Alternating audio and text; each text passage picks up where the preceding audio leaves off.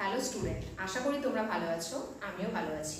প্রথমেই তোমাদেরকে জানাই জ্ঞানজ্যোতি কোচিং সেন্টারের তরফ থেকে অনেক অনেক অভিনন্দন এবং শুভেচ্ছা। দেখো, এর আগের দিন তোমাদের সামনে তোমাদের যে সিলেবাসের যে বিষয়গুলো রয়েছে পর আমি আলোচনা করেছি, কিন্তু আজকে যে বিষয়টা তোমাদের সামনে আলোচনা করব সেটা হচ্ছে তোমাদের রূপমূল নিয়ে। ঠিক আছে, আগে ছিল ধরিতত্ত্ব আগের পার্টটা, এটা রয়েছে তোমাদের রূপতত্ত্ব।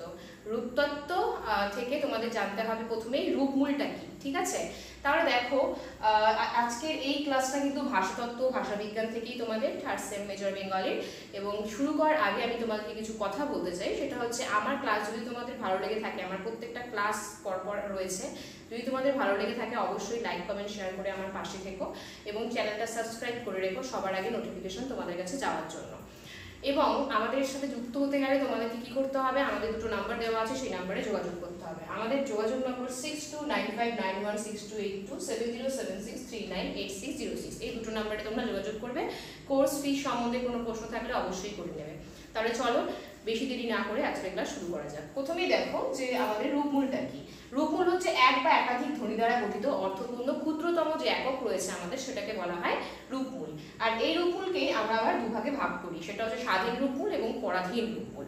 স্বাধীন রূপমূল কি বলতো, যে রূপমূলটা হচ্ছে কি বলতো স্বাধীনভাবে ব্যবহৃত হতে পারে, যার একক একটা সত্তা রয়েছে, যেটা একক এবং স্বাধীনভাবে ব্যবহৃত হতে পারে, তাকে বলা হয় স্বাধীন রূপমূল। এবং যে রূপমূল স্বাধীনভাবে ব্যবহৃত হতে পারে না, যার একক কোনো ব্যবহার নেই, তাকেই বলা হবে কিন্তু পরাধীন রূপমূল। উদাহরণ দিয়ে তোমাদেরকে আমি দৃষ্টান্ত দিয়ে বুঝিয়ে দিচ্ছি। দেখো এখানে যেরকম রয়েছে তামা, স্বাধীন রূপমূলে আমরা তামা, লোহা, এই যে এই পদগুলোকে আমরা স্বাধীনভাবে ব্যবহার করতে পারি। কিন্তু যখনই আমি বলবো তামা টে, ঠিক আছে, তখন কিন্তু টে যে রয়েছে যেটা, এর অর্থ থাকলেও দেখো এখানে কিন্তু তামার টে কথাটা কিন্তু আমরা টেটাকে আলাদা করে ব্যবহার করতে পারবো না, তাই এটাকে আমরা বলবো পরাধীন রূপমূল। ঠিক আছে, স্বাধীন রূপমূল যেগুলোকে আমরা স্বাধীনভাবে ব্যবহার করতে পারবো, পরাধীন রূপমূল যেটাকে আমরা স্বাধীনভাবে ব্যবহার করতে পারবো না। কথায় বলে যে স্বাধীন রূপমূলের গায়ে জুড়ে থাকে পরাধীন রূপমূল।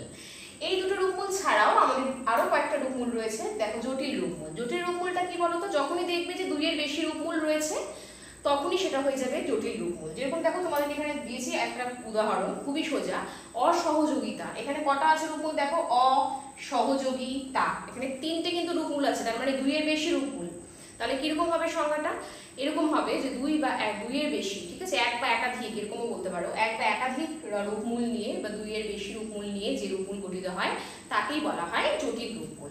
অসহযোগিতা ছাড়াও আরো অনেক দৃষ্টান্ত রয়েছে, যেরকম জাতীয়তাবাদ, এটাও কিন্তু জটিল রূপমূলের মধ্যে পড়ে। এরপর আছে জোর কলম রূপমূল। জোর কলম শব্দ তোমরা সবাই জানো, যে দুটো আলাদা আলাদা থাকবে শব্দ, সেটা জুড়ে একটা নতুন শব্দ তৈরি হবে, সেটাকে আমরা জোর কলম বলি। এখানেও ঠিক তাই, জোর কলম রূপমূলের মধ্যে দেখো উদাহরণ রয়েছে ধোয়া যোগ কুয়াশা। ধোয়া একটা আলাদা রূপমূল, কুয়াশা একটা রূপমূল, তার মানে দুটো আলাদা আলাদা রূপমূল। ঠিক আছে, দুটো রূপমূল কিন্তু এখানে রয়েছে, এই দুটো রূপমূল মিলে একটা নতুন শব্দ তৈরি হয়েছে, সেটা হচ্ছে ধোঁয়াশা। ধোয়া যোগ কুয়াশা, ধোঁয়াশা।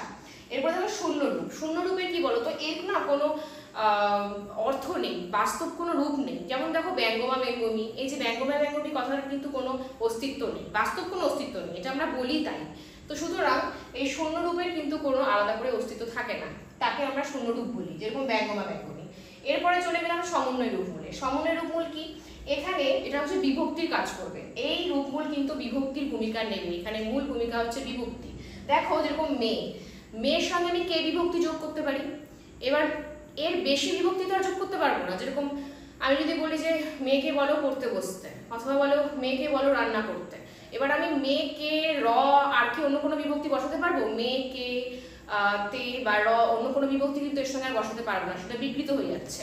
সুতরাং সমন্বয় রূপমূল হচ্ছে বিভক্তির ভূমিকা নেবে এবং এখানে একটা রূপমূলের সঙ্গে বিভক্তি থাকবে একটাই।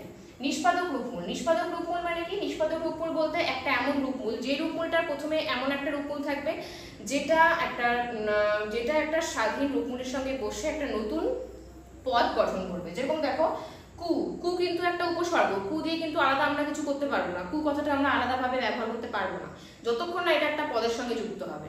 কু একটা উপসর্গ এবং কাজ দিয়েছি আমি, কাজ কিন্তু একটা পদ। ঠিক আছে, এবার কু উপসর্গ যখন কাজের সঙ্গে যুক্ত হয়ে যাচ্ছে তখন এটা হয়ে যাচ্ছে কুকাজ, তাহলে কুকাজেরও কিন্তু একটা আলাদা অর্থ হয়ে যাচ্ছে। সুতরাং এখানে কু উপসর্গ এবং কাজ এই পদটা দিয়ে একটা নতুন পদ তৈরি হচ্ছে কুকাজ। সুতরাং এইভাবেই আমাদের কিন্তু নিষ্পাদক রূপমূল তৈরি হয়। তাহলে দেখো আজকে তোমাদের সামনে আমি তুলে ধরলাম হচ্ছে রূপতত্ত্ব রূপমূল থেকে সব কটা রূপমূলের পরিচয়, যেমন স্বাধীন, পরাধীন, জটিল, জোড়কলম, শূন্য, সমন্বয়, নিষ্পাদক। আশা করি বুঝতে পেরেছো। যদি কারো কোনো প্রশ্ন থাকে কমেন্ট বক্সে অবশ্যই জানাবে, এবং যদি আমার ক্লাস তোমাদের ভালো লেগে থাকে আবারও বলবো লাইক কমেন্ট শেয়ার করে আমাদের পাশে থাকবে। এবং জ্ঞানজ্যোতি কোচিং সেন্টারের তরফ থেকে তোমাদেরকে আমি আবারও জানাচ্ছি অনেক অনেক অভিনন্দন শুভেচ্ছা। যারা যুক্ত হতে চাইছো তাদেরকে ওয়েলকাম, খুব তাড়াতাড়ি যুক্ত হয়ে যাও আমাদের সাথে। আরেকবার বলে দিচ্ছি আমাদের যোগাযোগ নম্বর 62959162827076398606। চলো তাহলে পরের দিন আবার দেখা হচ্ছে নেক্সট ক্লাসে আবার নতুন এক ভিডিও নিয়ে। ধন্যবাদ।